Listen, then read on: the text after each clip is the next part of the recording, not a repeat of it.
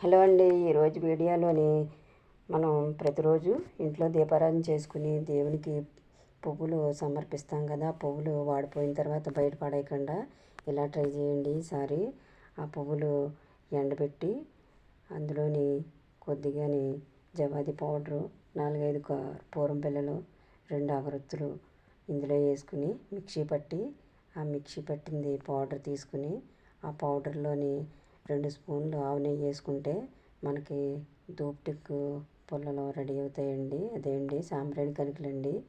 ఇవి చేసుకుని ఇలాగా ఎండలో పెట్టినట్లయితే ఆరుతాయి. ఇవి ఒక్కొక్కటిగా దేవుడి దగ్గర వెలిగించుకున్నట్లయితే రోజుని మంచి స్మెల్తో పొగ వస్తుందండి.